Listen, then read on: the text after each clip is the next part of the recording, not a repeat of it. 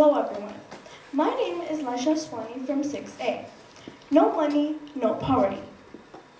Everyone, right now I want you to close your eyes for 5 seconds and imagine a world without money.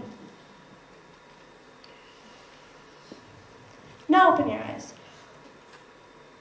What was the first thought that popped up in your mind? The first thought that popped up in my mind was, would poverty still be a problem? Well, as we all know, the first UN goal is end poverty in all its forms everywhere. Well, to get a deeper understanding about my topic, I researched. And I found that around 44% of the global population is living in poverty. And they don't get the basic human needs, including food, safe drinking water, health, shelter, and education. So my question is, if money never existed in the first place, would poverty still be a problem? Well, let's see. Let's go back to the past.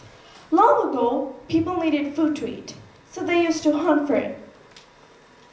And when someone found something, they used to share as a group, so there was no poverty.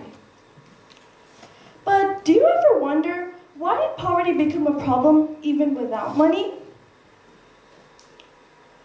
Well, as I said, they used to share as a group. But later, people started assuming if you had food to eat, water to drink, and shelter, you were rich. But if you didn't, you were just called poor. Well, later, the Iron and Bronze Age occurred, where people used to trade and save iron and bronze. But later, the problem became even worse. Money was invented, not for savings, but for trading across long distances. Well, people used to trade, but people also used to save that money to live a better life than another person. Well, that was because of greed. And greed is when someone wants more than they need, like money, which caused them to have more resources. So this brings us to the main point.